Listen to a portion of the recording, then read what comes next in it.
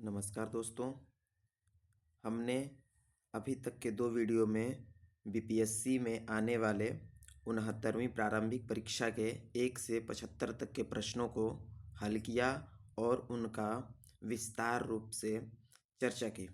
अब जो है हम 76 से लेकर 150 तक के प्रश्नों को देखेंगे और व्याख्यात्मक हल करेंगे। तो आइए देखते हैं। अगला प्रश्न जो 76वां प्रश्न है वह यह है कि 75 प्रश्न था, वर्नाकुलर प्रेस एक्ट के बारे में निम्नलिखित में से कौन से कथन सही हैं। जिसमें से हमने देखा था कि इसके तीनों जो आंसर हैं वह सही हैं, यानी यह इसे लॉर्ड लिटन द्वारा अधिनियमित किया गया था। इसे गैंगिक अधिनियम के रूप में जाना जाने लगा और इस अधिनियम को लॉर्ड रिपन ने निरस्त कर दिया था। तो यहाँ तक तो हमने देखा था। इसमें एक और बात यह ऐड करने वाली थी कि लॉर्ड रिपन द्वारा जो इस अधिनियम को लागू किया गया था, वहीं लॉर्ड रिपन ने इसे निरस्त किया क्योंकि यह अंग्रेजी तथा भारतीय भाषाओं में मतभेद करता था। इसलिए लॉर्ड रिपन ने 1881 में इसे जो है रद्द कर दिया और इसका मुख्य कारण यह था कि यह स्वतंत्रता बोलने की स्वतंत्रता तथा प्रेस की स्वतंत्रता को बढ़ावा नहीं देता था, इसलिए इसे लॉर्ड रिपन ने निरस्त कर दिया। अगला प्रश्न है, लॉर्ड मेयो के 1870 के संकल्प के बारे में निम्नलिखित में से कौन से कथन सही हैं। इसमें पहला ऑप्शन है, केंद्रीय और प्रांतीय वित्त को विभाजित करने वाला यह पहला कदम था। दूसरा, प्रांतीय सरकारों को कुछ सेवाएं प्रशासित करने का अधिकार दिया गया। तीसरा, इसने मौजूदा असमानता को सुधारने का प्रयास किया। चौथा, इसने प्रांतों की वास्तविक आवश्यकताओं पर ध्यान केंद्रित किया। इसके ऑप्शंस हैं, ए केवल 1 और 2, बी केवल 1, 3, 4, सी केवल 2, 3, 4 और डी 1, 2, 3, 4। तो जो इसका सही उत्तर है वह डी है, यानी चारों इसके सही हैं। यानी 1870 में जो लॉर्ड मेयो ने जो संकल्पना की थी उसमें इन चारों बातों को शामिल किया गया था और ये चारों बातें सही हैं। अगला प्रश्न है, राजनीति की प्रारंभिक पुस्तक नीतिसार किसके द्वारा लिखी गई थी। इसमें जो ऑप्शंस हैं वह है कौटिल्य, कामंदक, चरक और इनमें से कोई नहीं। तो इसका जो उत्तर है वह कामंदक ने नीतिसार पुस्तक की रचना की थी, जिसमें राज्य संचालन की नीति पर लिखी गई यह प्रारंभिक पुस्तक है। वहीं अगर हम कौटिल्य की बात करें तो इनके द्वारा लिखी गई प्रसिद्ध पुस्तक जो है अर्थशास्त्र है, जो कि मौर्यकालीन प्रशासन से संबंधित है। इसके अलावा अगर देखें, चरक ने जो एक पुस्तक लिखी जिसका नाम है चरक संहिता, यह राजवैद्य थे कुषाण राज्य के, तो इन्होंने रचना की थी चरक संहिता की। अगला प्रश्न है 78वां, फुतुहात ए आलमगीरी किसके द्वारा लिखी गई थी। इसके जो ऑप्शंस हैं वह है ईश्वरदास नागर, भीमसेन, हरिदास या इनमें से कोई नहीं। तो इसका जो सही उत्तर है वह है ईश्वरदास नागर। इन्होंने फुतुहात ए आलमगीरी लिखी थी। फुतुहात ए आलमगीरी पुस्तक जब लिखी गई थी उस समय यह औरंगजेब के शासनकाल की प्रमुख घटनाओं से संबंधित है, जो 1658 में लिखी गई थी। और यह जो है, इसका यह भी माना जाता है कि इसका लेखक जो है ईश्वरदास नागर हैं। लेकिन जब हम एक और देखते हैं, फतवा ए आलमगीरी अगर बात करेंगे तो इसको जो है औरंगजेब ने लिखा था। इस बात का ध्यान देना है, जिसमें शरिया से जो मुस्लिम शरिया है उससे आधारित प्रशासनिक रचना के बारे में बात की गई थी। तो फतवा ए आलमगीरी औरंगजेब के द्वारा लिखी गई है, वहीं फुतुहात ए आलमगीरी ईश्वरदास नागर के द्वारा लिखी गई है। इस बात का ध्यान देंगे आप लोग। अगला है 79वां प्रश्न, चीनी स्रोत के अनुसार श्रीलंका के शासक मेघवर्मन ने गया में बौद्ध मंदिर बनाने की अनुमति के लिए निम्नलिखित में से किस गुप्त राजा के पास एक मिशनरी भेजा था। ऑप्शन है चंद्रगुप्त प्रथम, समुद्रगुप्त, चंद्रगुप्त द्वितीय या इनमें से कोई नहीं। तो इसका सही उत्तर है समुद्रगुप्त। ठीक है, इन्होंने जो है श्रीलंका में बौद्ध मंदिर के बारे में बनाने की अनुमति दी थी।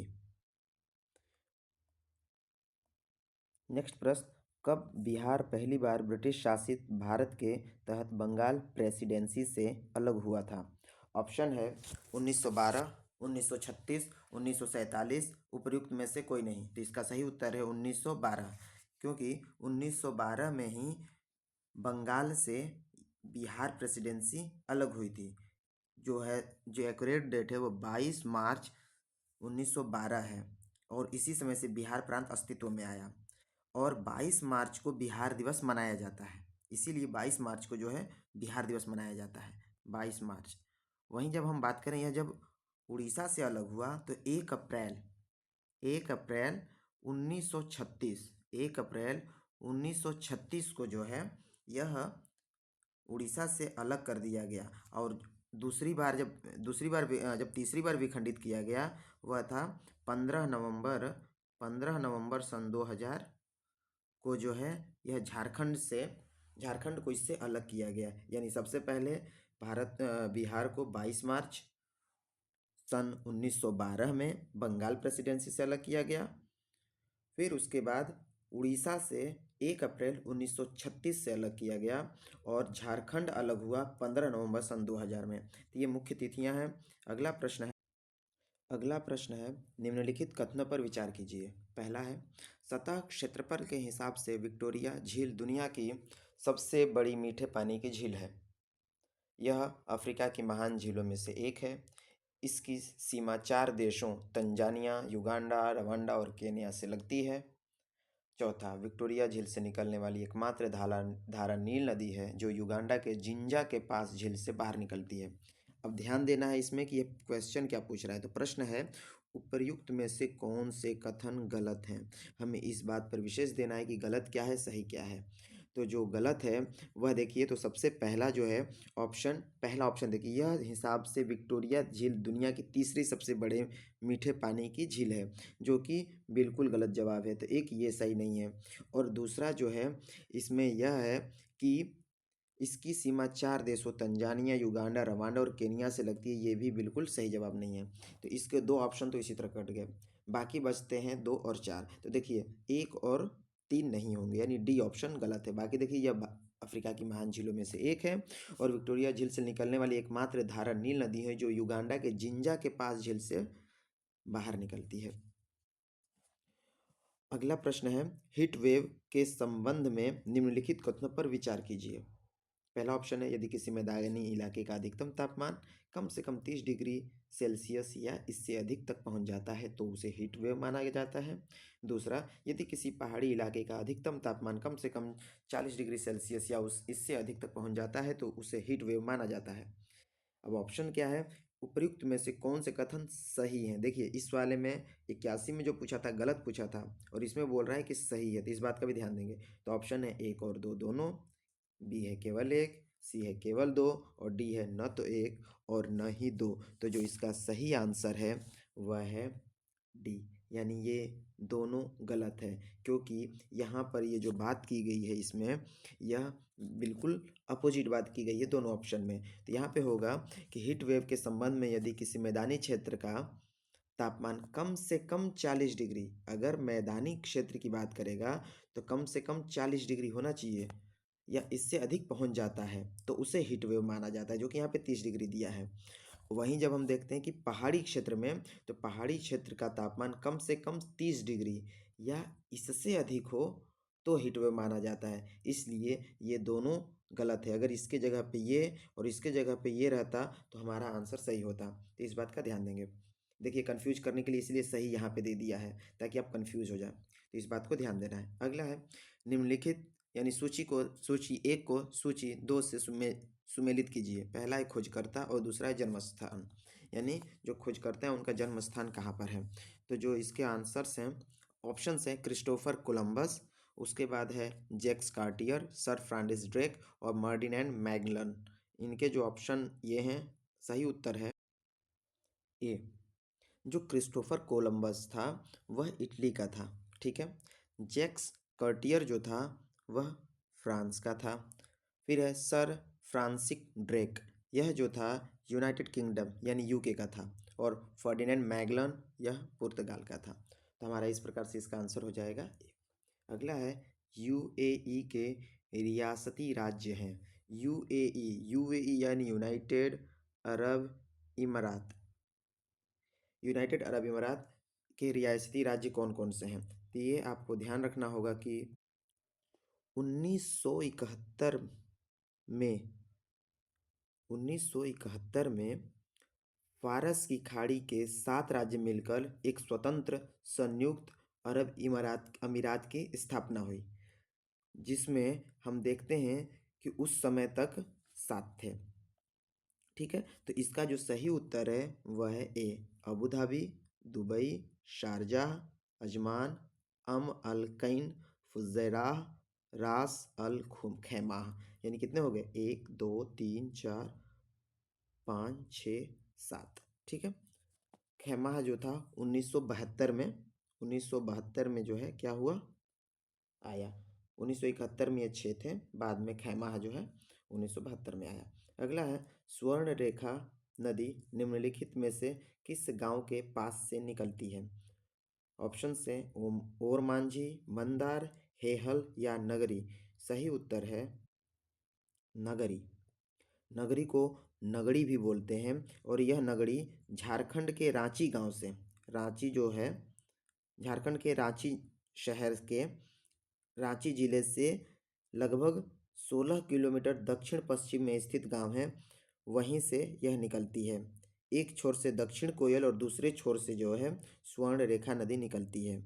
और इसके जो नज़दीक यानी इसके जो किनारे शहर हैं मुख्य रूप से वह जमशेदपुर हैं, घाटशिला है और रांची इसी नदी के किनारे स्थित हैं। और इस नदी की लंबाई लगभग 395 किलोमीटर के आसपास है, और यह जाकर बंगाल की खाड़ी में बालेश्वर नामक जगह पर, बालेश्वर नामक जगह पर क्या करती है, गिरती है, बंगाल की खाड़ी में मिलती है।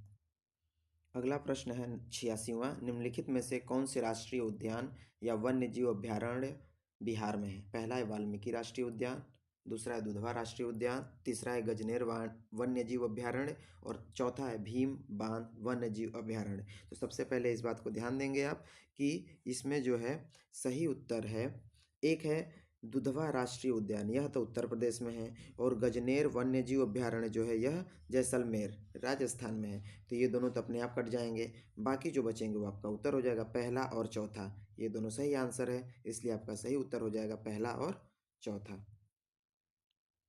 इसमें और एक देख सकते हैं कि जो वाल्मीकि राष्ट्रीय उद्यान है वह चंपारण, पश्चिम चंपारण में है, पश्चिम चंपारण जिले में है। वहीं भीम बांध वन्य जीव अभ्यारण्य मुंगेर जिले में है। अगला प्रश्न है, गैंगेटिक डॉल्फिन के संबंध में निम्नलिखित कथनों पर विचार कीजिए। पहला है, गंगा नदी की डॉल्फिन को IUCN की रेड लिस्ट के तहत लुप्तप्राय जीव के रूप में वर्गीकृत किया गया है। दूसरा, इसमें कोई क्रिस्टलीय नेत्र लेंस नहीं है जो इसे प्रभावी रूप से अंधा बना देती है। तीसरा है, यह इकोलोकेशन का उपयोग कर आगे बढ़ती है और शिकार करती है। चौथा है, इसे भारत के राष्ट्रीय जलीय जीव के रूप में मान्यता दी गई है। तो जो इसका जो सही उत्तर है वह यह है कि इसमें IUCN की लिस्ट में ये है लुप्तप्राय, तो पहला सही है। दूसरा, क्रिस्टल लेंस नहीं है जो कि इसको अंधा बना देती है, ये भी सही है। इकोलोकेशन का उपयोग करके आगे बढ़ती है, ये भी सही है। और इसे भारत के राष्ट्रीय जलीय जीव के रूप में मान्यता दी गई है, बिल्कुल, ये जलीय जीव राष्ट्रीय जलीय जीव के रूप में मान्यता दी गई है, इसलिए ये चारों ऑप्शन सही है, इसलिए इसमें उपयुक्त सभी हो जाएगा। अगला प्रश्न है, गंडक नदी का दूसरा नाम क्या है? ऑप्शन है बूढ़ी गंडक, महानंदा, नारायणी, पुनपुन। इसका सही उत्तर है नारायणी। नारायणी नदी जो है नेपाल की प्रमुख नदियों में से एक है, और यह लगभग गंगा नदी के बाएं किनारे से बहने वाली नदी है, और यह आकर भारत के बिहार के हाजीपुर के पास गंगा में मिलती है। और यह जो है लगभग इसका जो उद्गम स्थल है वह नुबाइन हिमालय ग्लेशियर है, नुबाइन, इस बात का ध्यान देंगे थोड़ा। नुबाइन, नुबाइन एक जगह है, नुबाइन हिमालय ग्लेशियर जो नेपाल में स्थित है, यहाँ से इसका उद्गम स्थल है। अगला है, बिहार के निम्नलिखित में से किस जिले में सोना पाया जाता है? इसका सबसे जो सही आंसर है वह है जमुई। जमुई राज्य में जमुई जिले में जो है सोना पाया जाता है। अगला प्रश्न है कि त्रिवेणी नहर का निर्माण निम्नलिखित में से किस नदी पर किया गया है? तो त्रिवेणी नदी का निर्माण जो है गंडक नदी पर किया गया है और यह जो है सबसे ज़्यादा फायदा या इसका सबसे मुख्य उद्देश्य था पश्चिमी चंपारण जिले में सिंचाई की सुविधा को उपलब्ध कराना और इसे 1979 में शुरू किया गया।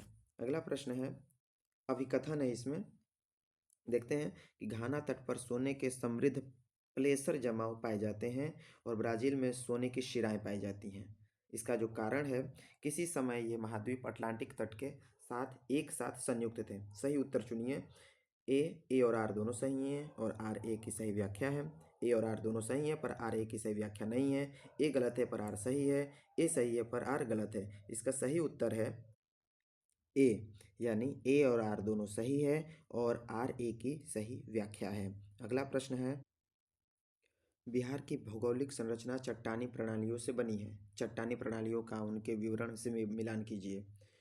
तो इसमें एक तरफ दिया है किस प्रकार की चट्टान प्रणाली है और इधर किधर उसकी विवरण दिया गया है। तो इसका जो पहला है धारवाड़ चट्टान प्रणाली, तो धारवाड़ का जो है धारवाड़ की चट्टान प्रणाली है। इसका तीसरा है कि सबसे पुराने आर्कियन रॉक सिस्टम का हिस्सा है। दूसरा ऑप्शन है विंध्यन चट्टान प्रणाली। जो इसका सही उत्तर है वह है बी, यह बलुआ, अगर देखा जाए थोड़ा सा ध्यान से, ये बी बलुआ पत्थर, चूना पत्थर, डोलोमाइट, क्वार्टजाइट और शेल इस प्रकार प्रणाली के मुख्य घटक हैं। क्वाटरनरी चट्टान प्रणाली, इसका जो सही उत्तर है वह एक है हिमालयी और प्रायद्वीपीय नदियों द्वारा मिट्टी आदि के तीव्र जमाव से निर्मित। और चौथा जो है तृतीयक चट्टान प्रणाली, तो यह जो है पश्चिमी चंपारण जिले में पाई जाती है। तो इसका सही उत्तर हो जाएगा ए बी सी डी। ठीक है। अगला है 93, निम्नलिखित में से कौन सा समुद्री जीव विविधता के दृष्टिकोण से दुनिया का सबसे समृद्ध क्षेत्र है, जिसमें ज्वारनदमुख, समुद्र तट, निकट तटीय पर्यावरण के जंगल, समुद्री घास, प्रवाल भित्तियां, नमक दलदल और मैंग्रोव के साथ 21 द्वीप शामिल हैं। 21 द्वीप भी शामिल हैं, यानी अपने आप में यह जैव विविधता का सबसे बेहतरीन उदाहरण है। तो जो इसका सही उत्तर है वह है ए, मन्नार की खाड़ी बायोस्फीयर रिजर्व। अगला है 94वां प्रश्न, 90 डिग्री पूर्वी देशांतर पर स्थित थिम्पू, यानी थिम्पू जो है हमारा भूटान की राजधानी जो थिम्पू है वो 90 डिग्री पूर्वी देशांतर पर स्थित है, का स्थानीय समय निर्धारित कीजिए जब ग्रीनविच 0 डिग्री में दोपहर 12 बजता है। अगर यहाँ पे 12 बजता है तो अगर देखते हैं तो हमारे यहाँ लगभग 5.5 घंटा आगे है, यानी 5:30 बजेगा। और हमारे यहाँ लगभग है, लगभग क्या 82.5 डिग्री पूर्व में भारत का है, 82.5 डिग्री। अगर इसका देखते हैं तो अगर डिग्री के हिसाब से देखेंगे तो हम जानते हैं कि जब एक देशांतर पार किया जाता है, 1 डिग्री जब पार की जाती है तो 4 मिनट होता है।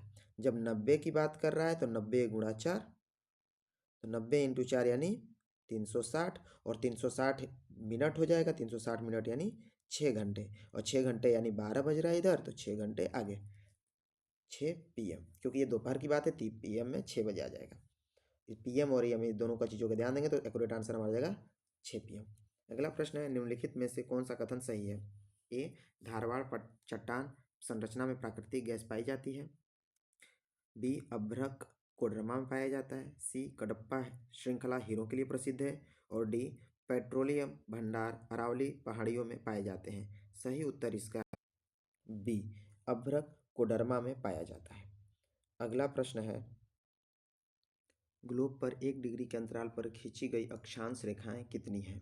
तो 1 डिग्री के अक्षांश पे जो ग्लोब है हमारा, 1 डिग्री के अक्षांश पर जो खींची गई रेखाएं हैं वह कुल 179 हैं, यानी एक बीच में अक्षांश पड़ता है, बाकी जो है उसके अगल बगल है, तो कुल मिलाकर 179 है।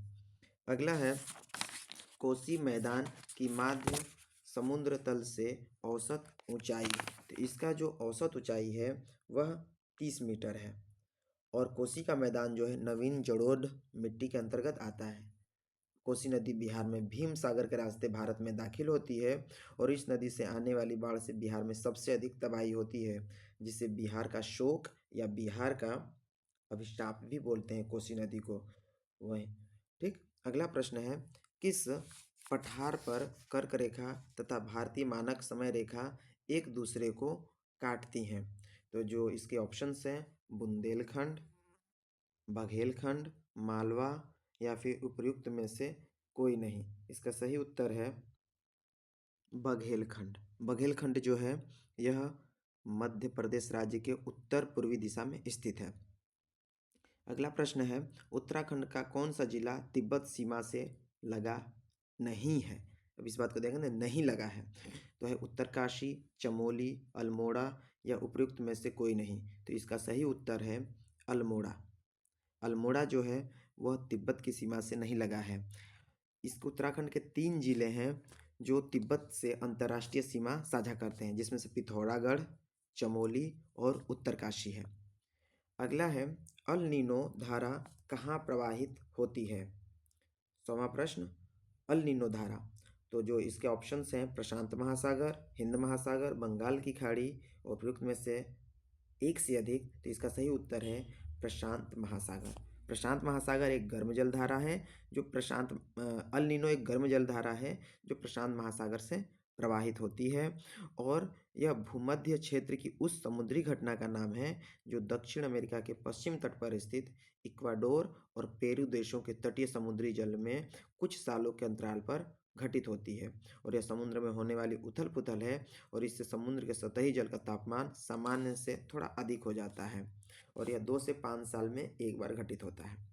अगला प्रश्न है, 101 प्रश्न है, कॉलेजियम प्रणाली के बारे में निम्नलिखित कथनों पर विचार कीजिए।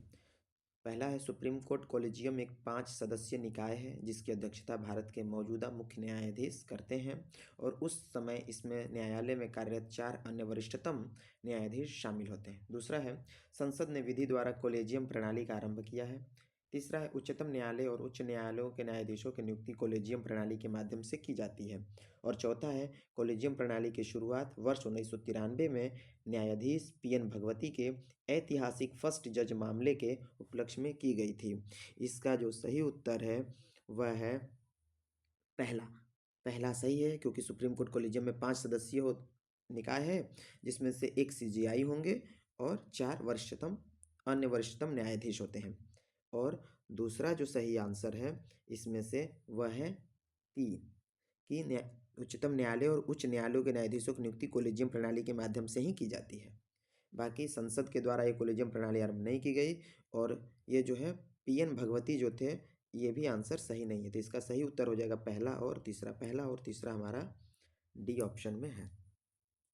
लेकिन हाँ, ये कॉलेजियम प्रणाली 1993 में जो है अपनाई गई थी।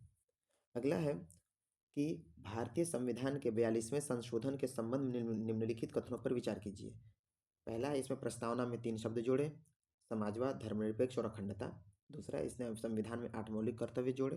तीसरा, इसने नए निदेशक सिद्धांत जोड़े, यानी अनुच्छेद 39A, अनुच्छेद 43A और अनुच्छेद 47। इसका सही उत्तर है, देखिए, हाँ, चौथा भी है। चौथा भी है, इसके द्वारा राष्ट्रपति को चुनाव आयोग के परामर्श से राज्य विधानसभा मंडलों के सदस्यों को अयोग्य घोषित करने का अधिकार प्रदान किया गया। अब यहाँ पे देख लिखा है, उपयुक्त में से कौन से कथन गलत हैं। जब गलत की बात कर रहा है तो गलत वाले हमें निकालने हैं। तो जो गलत है इसमें से है दूसरा, 8 मौलिक कर्तव्य नहीं है हमारे, मौलिक कर्तव्य 11 हैं। और जो दूसरा ऑप्शन है वह यह गलत है कि इसमें जो है इस समय 42वें संविधान संशोधन में ये नहीं जोड़े गए थे। ऐसे तो 42वें संविधान संशोधन को मिनी कॉन्स्टिट्यूशन भी बोला जाता है। तो इसमें से जो है दूसरा और तीसरा गलत है, बाकी तीनों सही हैं। अगला है, किसी समुदाय को अनुसूचित जनजाति के रूप में घोषित करने के लिए आवश्यक विशिष्टताएं हैं। पहला ऑप्शन, आदिम लक्षणों के संकेत। दूसरा, विस्तृत संस्कृति। तीसरा, बड़े पैमानों पर समुदाय के साथ संपर्क में शर्म। चौथा, पिछड़ेपन एवं भौगोलिक अलगाव। कौन से सही है? यानी किसी भी जाति या समुदाय को अनुसूचित जनजाति के रूप में कब घोषित किया जाएगा, उसके लिए आवश्यक विशिष्टताएं क्या क्या क्राइटेरिया हैं जो मुख्य हैं। तो उसका जो सही उत्तर है वह है सभी। यानी आदिम लक्षण भी होने चाहिए, विशिष्ट संस्कृति होनी चाहिए, वो जो है दूसरे बड़े पैमाने पर अन्य समुदायों के संपर्क में आने से बचते हैं, शर्म करते हैं और पिछड़ापन और उनके भौगोलिक अलगाव, ये सभी किसी भी अनुसूचित जनजाति को अनुसूचित जनजाति घोषित करने के लिए आवश्यक विशिष्टताएं हैं। अगला है, भारतीय संविधान में मौलिक अधिकारों के विचार का संदर्भ किस देश से लिया गया है? तो मौलिक अधिकार जो लिए गए हैं वह संयुक्त राज्य अमेरिका से लिए गए हैं। तो इसका सही उत्तर हो जाएगा बी, संयुक्त राज्य अमेरिका। अगला प्रश्न है, भारतीय संविधान के किस अनुच्छेद द्वारा अस्पृश्यता को समाप्त किया गया है? पहला ऑप्शन है अनुच्छेद 14, अनुच्छेद 15, अनुच्छेद 17 और अनुच्छेद 22। जो इसका सही उत्तर है वह है सी, अनुच्छेद 17। इसमें जो है किसी भी आधार पर अस्पृश्यता को समाप्त किया गया है। अगला है 106 नंबर, उच्च न्यायालय में न्यायाधीशों की संख्या निर्धारित करने का अधिकार निम्नलिखित में से किसके पास है? पहला है राष्ट्रपति, राज्य के मुख्यमंत्री, प्रधानमंत्री या संसद। तो इसका सही उत्तर है ए, राष्ट्रपति के पास।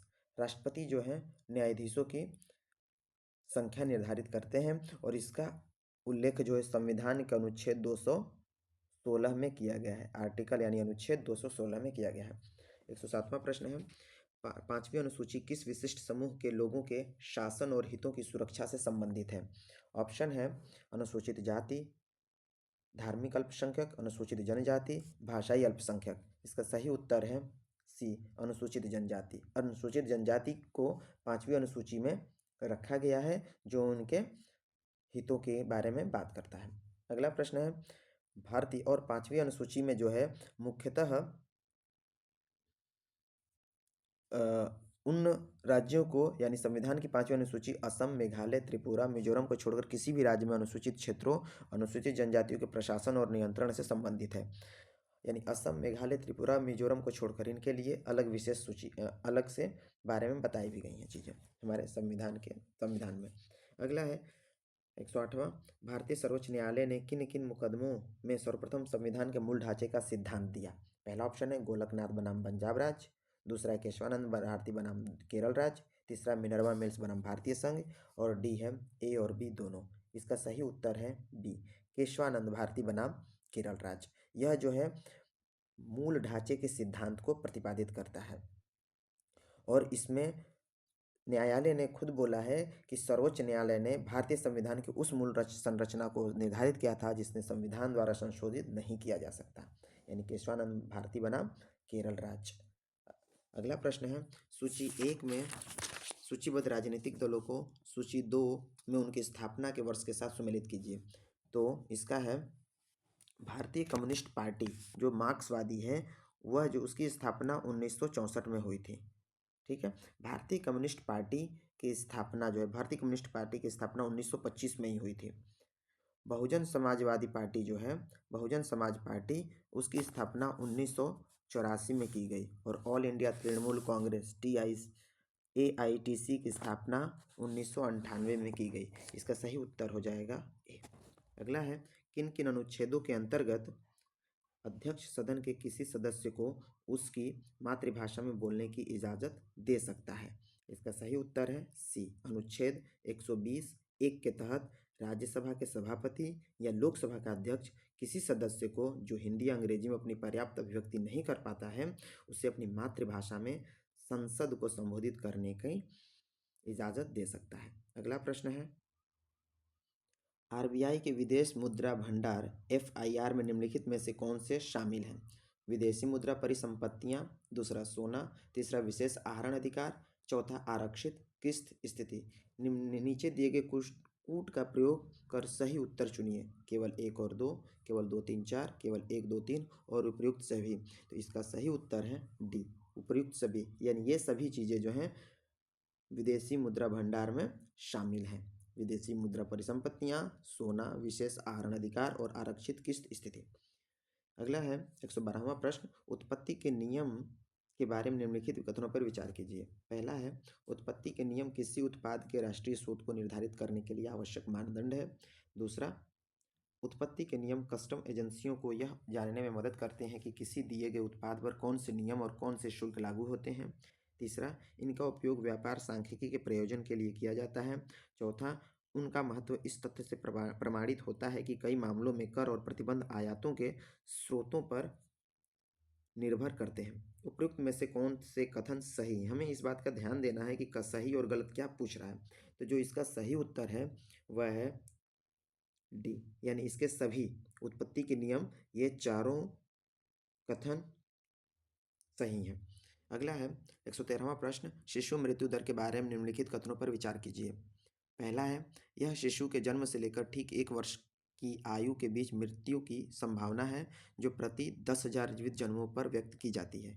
दूसरा है, वर्ष 1950 में शिशु मृत्यु दर 189.6 थी। तीसरा है, वर्ष 2019 में शिशु मृत्यु दर 30 थी। चौथा है, रजिस्ट्रार जनरल ऑफ इंडिया के सैंपल रजिस्ट्रेशन सिस्टम के बुलेटिन के अनुसार उत्तर प्रदेश वर्ष 2019 में सबसे अधिक शिशु मृत्यु दर वाला राज्य था। इनमें से कौन से कथन सही है? इसका जो सही उत्तर है वह है सी, केवल 2 और 3 सही है, बाकी सब 2 और 3 सही है। बाकी ये 10,000 नहीं है, ये 1,000 पे होता है। और ये जो 2019 में सबसे अधिक मृत्यु दर वाला राज्य उत्तर प्रदेश नहीं था। 2019 में जो है सबसे अधिक मृत्यु दर वाला राज्य था मध्य प्रदेश। यहाँ पे जो उत्तर प्रदेश दिया, यहाँ पे ये मध्य प्रदेश हो जाएगा, एमपी, तब सही होता, लेकिन ये गलत है। तो दूसरा और तीसरा। अगला है, एक अवधारणा के रूप में मानव पूंजी निर्माण की बेहतर व्याख्या एक प्रक्रिया के संदर्भ में की जाती है जो सक्षम बनाती है। पहला ऑप्शन है, किसी देश के व्यक्तियों द्वारा अधिक पूंजी संचय करने को। दूसरा, ज्ञान में वृद्धि करने को। तीसरा, कौशल स्तरों में वृद्धि करने को। चौथा, देश के लोगों के ज्ञान कौशल स्तरों और क्षमताओं में वृद्धि करने को। नीचे दिए गए कूट का प्रयोग कर सही उत्तर चुनिए। इसका जो सही उत्तर है वह हो जाएगा डी, केवल 4।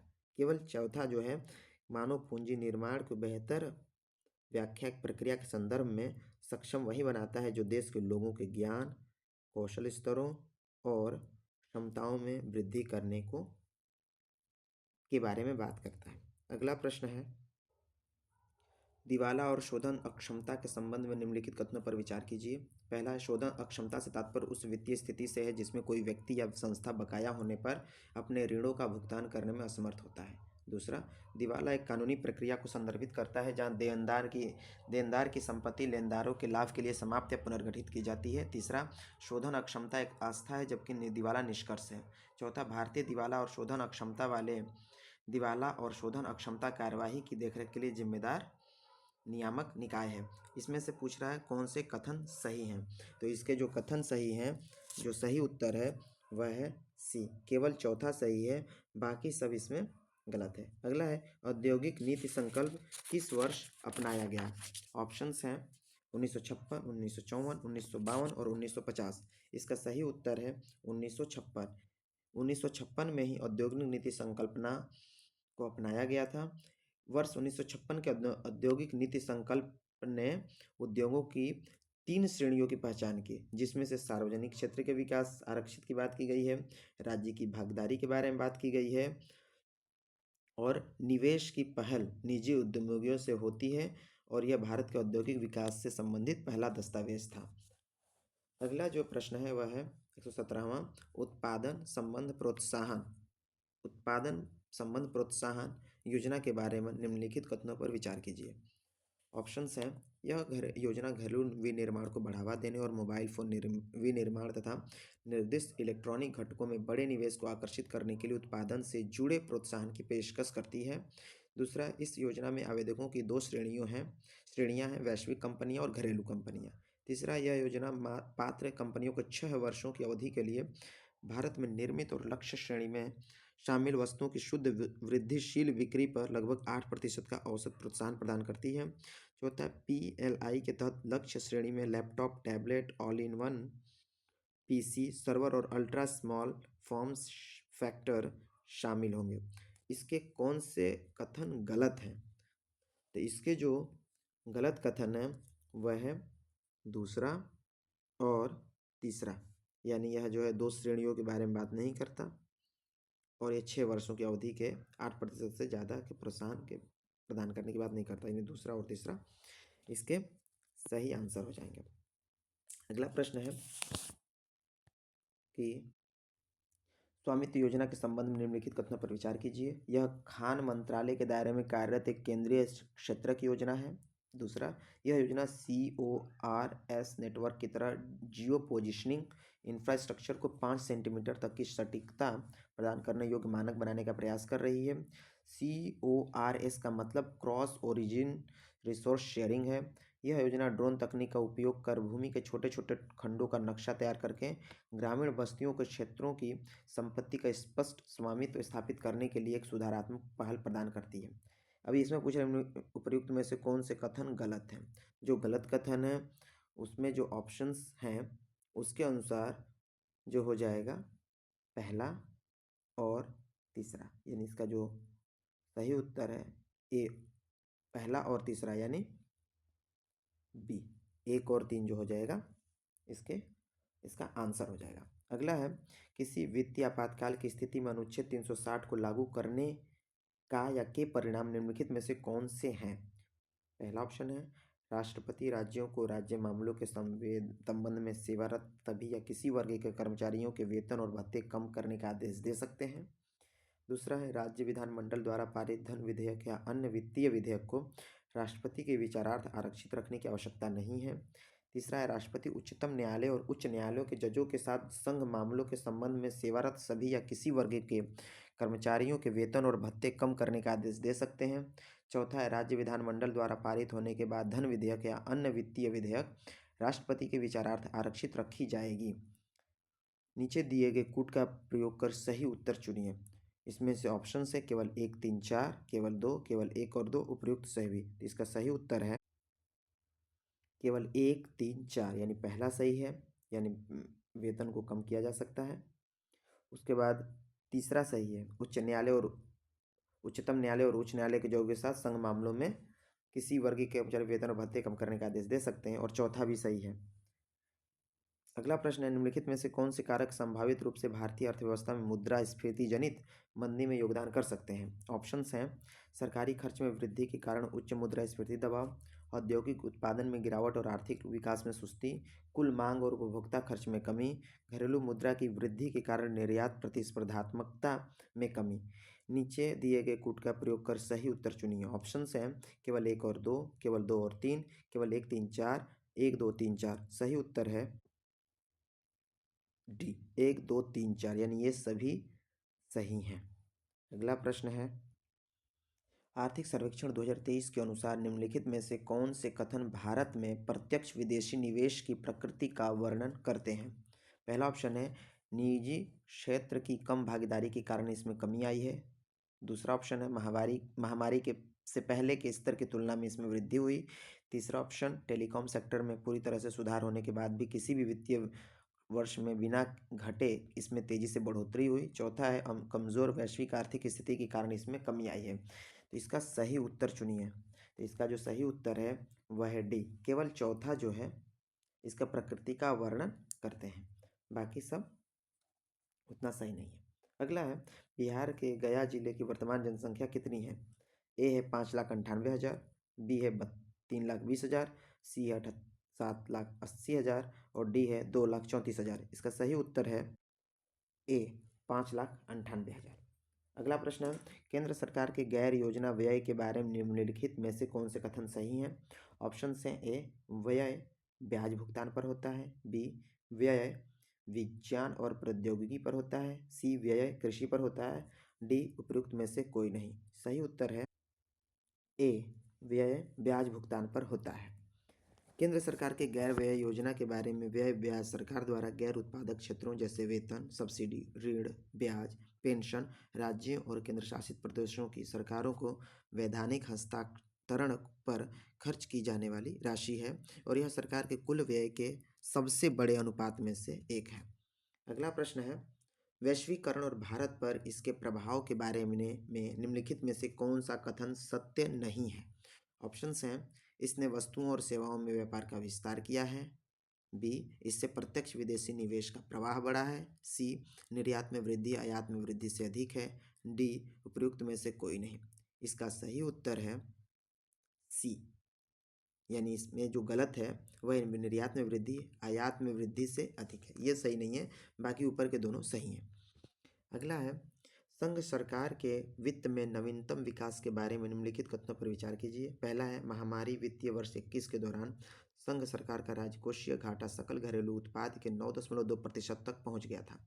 दूसरा है, वित्तीय वर्ष 22 में राजकोषीय घाटा कम होकर सकल घरेलू उत्पाद का 7.7% हो गया है।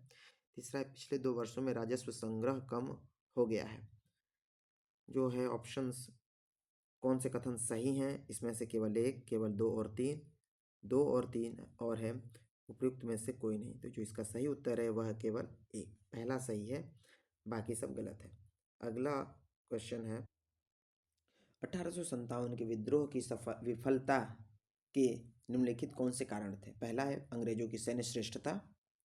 दूसरा, विद्रोहियों के पास कोई एकीकृत कार्यक्रम में विचारधारा नहीं थी। तीसरा, समाज के सभी वर्गों से समर्थन का अभाव था। ऐसे देखा जाए तो ये तीनों सही है। अब देखते हैं प्रश्न क्या पूछ रहा है। कुट का प्रयोग सही उत्तर बयान कीजिए। केवल एक, दो, दो और तीन, उपयुक्त सभी, तो उपयुक्त सभी हो जाएगा। अगला प्रश्न है, बिहार का वह रसोइया जिसने 1917 में महात्मा गांधी की हत्या के प्रयास को विफल कर उनसे भोजन में मिले जहर से उनकी जान बचाई थी या था। ऑप्शंस हैं मुजफ्फर अहमद, भटक मियाँ, मीर बकवाल या डी इनमें से कोई नहीं। इसका सही उत्तर है भटक मियाँ। जो भटक मियाँ थे यह रसोइया थे और इन्होंने महात्मा गांधी की जान बचाई थी। कब? जब नील के किसानों की समस्या पर गांधी जी चंपारण आए थे तो उस समय अंग्रेजों ने चाल चली थी कि गांधी जी को जहर देके मार दिया जाए, किंतु भटक मियाँ जो थे उन्होंने उनको बचा लिया। 128वां प्रश्न है, 1937-1938 के दौरान बिहार में बकाश्त आंदोलन किसके द्वारा आयोजित किया गया था। ऑप्शंस हैं स्वामी दयानंद सरस्वती, बी जयप्रकाश नारायण, सी स्वामी सहजानंद सरस्वती, डी पीर अली खां। इसका सही उत्तर है सी स्वामी सहजानंद सरस्वती। स्वामी सहजानंद सरस्वती ने बिहार किराएदारी अधिनियम पारित किया गया जिसमें बकास आंदोलन पूरे बिहार में फैल गया। किसान सभा ने बकास आंदोलन में किसानों को सक्रिय रूप में संगठित और प्रेरित किया। अगला प्रश्न है, भारत के स्वतंत्रता संग्राम के दौरान निम्नलिखित घटनाओं पर विचार कीजिए।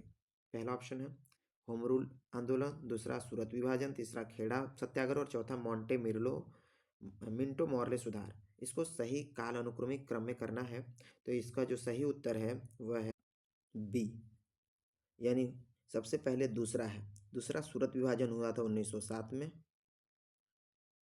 उसके बाद है चौथा मिंटो मॉर्ले सुधार। मिंटो मॉर्ले सुधार 1909 में हुआ था। उसके बाद है पहला होम रूल आंदोलन। होम रूल आंदोलन 1916 में हुआ था और खेड़ा सत्याग्रह 1918 में हुआ था। अगला प्रश्न है, लॉर्ड लिटन निम्नलिखित में से किससे संबंधित नहीं है। ऑप्शंस हैं स्ट्रेची कमीशन, शस्त्र अधिनियम, वर्नाकुलर प्रेस एक्ट और एल्बर्ट बिल। तो जो इसका सही उत्तर है वह है एल्बर्ट बिल। इससे संबंधित नहीं है, बाकी इन तीनों से संबंधित है। अगला प्रश्न है, बक्सर की लड़ाई के बाद किस संधि पर हस्ताक्षर किए गए। इलाहाबाद संधि, सुगौली संधि, बेसिन संधि या सालबाई संधि। इसका सही उत्तर है इलाहाबाद संधि। बक्सर का जो युद्ध हुआ था 12 अगस्त 1765 को रॉबर्ट क्लाइव और शाह आलम, मुगल बादशाह जो था शाह आलम, उसके बीच में इलाहाबाद की संधि हुई और उसमें अंग्रेजों ने सम्राट से बंगाल, बिहार और उड़ीसा की दीवानी प्राप्त कर ली तथा अवध के नवाब से कड़ा और इलाहाबाद का जिला लेकर सम्राट को दे दिया गया।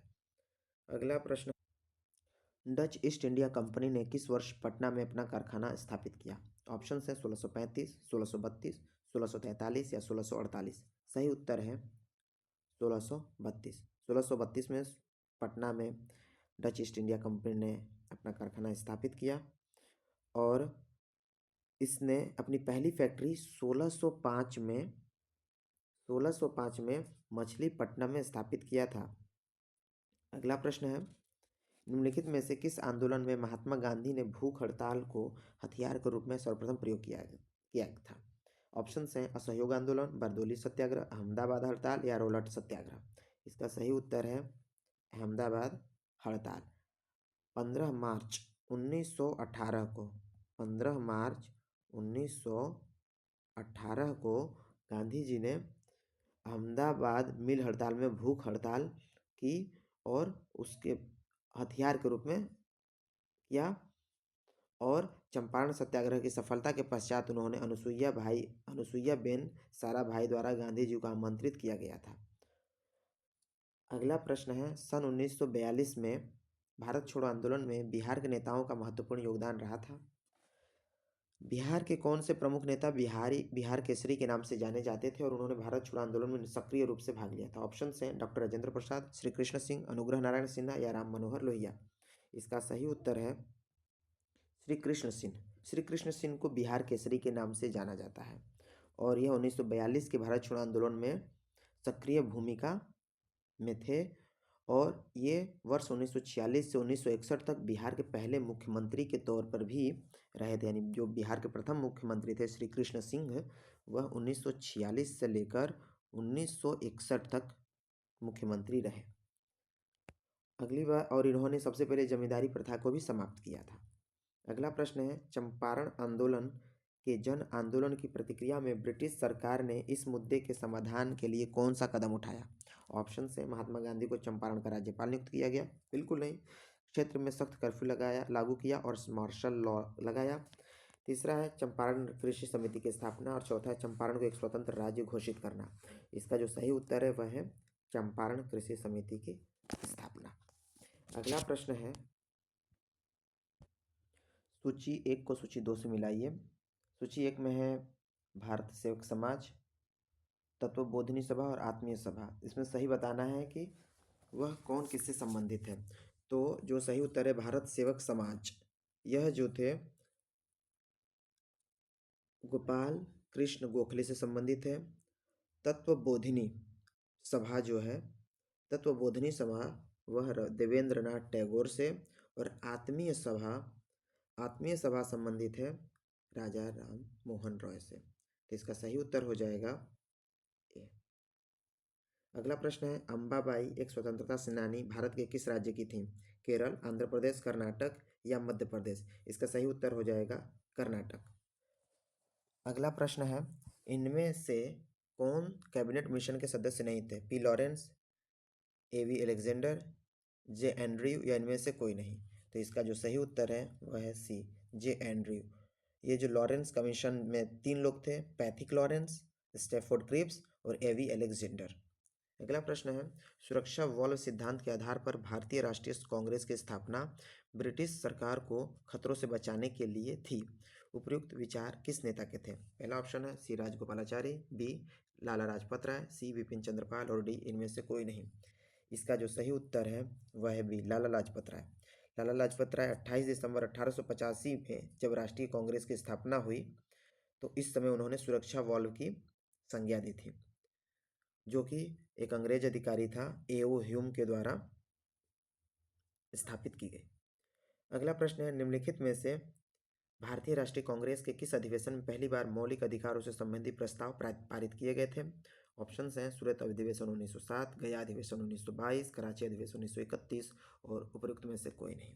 इसका सही उत्तर है सी, कराची अधिवेशन। कराची अधिवेशन 1931 में हुआ, जिसमें सरदार जवाहरलाल नेहरू ने इस प्रस्ताव को तैयार किया था और इसको पेश किया। अगला प्रश्न है, एक निश्चित कोड भाषा में गेम को डॉलर प्लस स्टार परसेंटेज लिखा जाता है, BEAD को हैशटैग परसेंटेज डिवाइड और मल्टीप्लाई लिखा जाता है। उसी कोड भाषा में मेड शब्द को कैसे लिखा जाएगा? अगर इसमें हम देखते हैं गेम, तो गेम वाले को डॉलर, जी को डॉलर से डिनोट किया गया है, ए को डिवीजन से डिनोट किया गया है, एम को स्टार मार्क से किया गया है, और उसी तरह जब मेड में जब देखेंगे तो एम जो है क्या हो जाएगा? Star mark. तो इस प्रकार हम देखते हैं कि स्टार मार्क 2 में है, बी और सी में। तो बी और सी में स्टार मार्क हो गए। उसके बाद देखते हैं ई को जो है परसेंटेज से है, परसेंटेज दोनों में है। तो ये दोनों, अब इसमें से देखना है कि डिवीजन, तो डिवीजन के लिए किसके लिए? ए के लिए यूज किया गया है, तो डिवीजन इसमें है। अब दोनों में डिवीजन है तो इसमें जो है डॉलर, डॉलर और मल्टीप्लाई, तो डॉलर किसके लिए? इसके बाद क्या है? डी के लिए हमने यहाँ पे दिया गया है क्रॉस, तो ये सी आंसर सही हो जाएगा। अगला ऑप्शन है, क्यू पूर्व की ओर यात्रा करता है, एम उत्तर की ओर यात्रा करता है, एस और टी विपरीत दिशाओं में यात्रा करते हैं, टी क्यों के दाईं ओर यात्रा करता है? निम्नलिखित में से कौन सा निश्चित रूप से सत्य है? ऑप्शंस हैं ए एम और एस विपरीत दिशाओं में यात्रा करते हैं, एस पश्चिम की ओर यात्रा करता है, सी टी उत्तर की ओर यात्रा करता है और डी एम और एस एक ही दिशा में यात्रा करते हैं। अगर देखते हैं तो डी जो है सत्य है, क्योंकि एम जो है और क्यू जो है एक दूसरे से क्या कर रहे हैं? एम और एस एक ही दिशा में यात्रा कर रहे हैं। तो उत्तर आपका हो जाएगा सही, डी। अगला है, एक व्यक्ति रमेश जिसके पास 100 वर्ग गज भूमि का एक प्लॉट है, वह अपने पड़ोसी सुरेश जिसके पास भी 100 वर्ग गज भूमि है जो 10% अधिक प्राप्त करके अपनी भूमि का प्लॉट बढ़ाता है। 2 साल बाद वह कुल प्लॉट का 10% पड़ोसी को वापस बेच देता है। निम्नलिखित में से कौन सा सही है? ऑप्शन है रमेश की भूमि सुरेश से अधिक है, सुरेश की भूमि रमेश से अधिक है, दोनों बराबर है, उपयुक्त में से कोई नहीं। इसका जो अगर हम देखेंगे तो जो ब्याज का नियम होता है, ब्याज के नियम से लगाएंगे तो हम देखेंगे कि रमेश की भूमि जो है, रमेश की भूमि से जो है सुरेश की भूमि अधिक है, इसलिए बी वाला ऑप्शन जो है सही हो जाएगा। अगला प्रश्न है, निम्नलिखित में से बेजोड़ युग्म खोजिए। ऑप्शन हैं मिलनरी टोपिया, ब्रेवरी शराब, स्टेशनरी कागज़ और स्नाबरी जूते। तो जो इसका सही उत्तर है वह है डी स्नाबरी जूते, क्योंकि स्नाबरी हनिस्कल परिवार में पर्णपाती झाड़ियों की लगभग 15 प्रजातियों की एक छोटी प्रजाति है और जाहिर तौर पर इसका जूतियों में से कोई लेना देना नहीं है। ठीक है। और दूसरा जो है कि मिलनरी महिलाओं की टोपी और अन्य सामान बनाने या बेचने का व्यवसाय है। अगला प्रश्न है, निम्नलिखित में से संख्या श्रृंखला में प्रश्न चिन्ह के स्थान पर क्या आना चाहिए? यानी 132, 156, स्टार मार्क, क्वेश्चन मार्क, 210, 240, 272। तो इसमें क्या आएगा? तो इसमें हम देखते हैं कि इन दोनों के बीच लगभग 24 का अंतर है, इन दोनों के बीच 28 का अंतर है और इन दोनों के बीच 30 का है, फिर 32 का है, 32 का है इन दोनों के बीच। तो ऐसे देखते हैं हम कि 24, 28, 30, 32, तो बीच में क्या होगा? 26। तो 156 में अगर 26 जोड़ेंगे तो वह उसका उत्तर हो जाएगा 182, आंसर हो जाएगा। अगला प्रश्न है, दिए गए विकल्पों में से लुप्त संख्या को चुनिए। 44, 49, 37, 52, क्वेश्चन मार्क है, 41, 58, 35, 53। तो इस बीच वाले क्वेश्चन में क्या आएगा? तो हम देखते हैं कि जैसे ये 49 है, तो 49 कैसे आया है? तो 44 में से 37 को जो माइनस किया गया है और उसका स्क्वायर उसमें 7 से माइनस करके जो 7 से गुणा कर दिया गया है तो 49 आ गया है। उसी तरह इसमें जब हम लोग कर रहे हैं तो इन दोनों के अंतर आ रहा है और उसमें 7 से गुणा कर रहे हैं तो 35 आ जाएगा। तो उसी तरह इन दोनों को माइनस करेंगे और जो आएगा उसमें 7 का मल्टीप्लाई कर देंगे, तो इसका जो सही उत्तर हो जाएगा वह है 77। 52 और 41 में 11 आ जाएगा, 11 में 7 का गुणा हो जाएगा 77। अगला प्रश्न है, दिए गए कथन और निष्कर्ष को ध्यानपूर्वक पढ़िए। निम्नलिखित में से कौन से निष्कर्ष तार्किक रूप से कथन के अनुसार हैं? विचार कीजिए।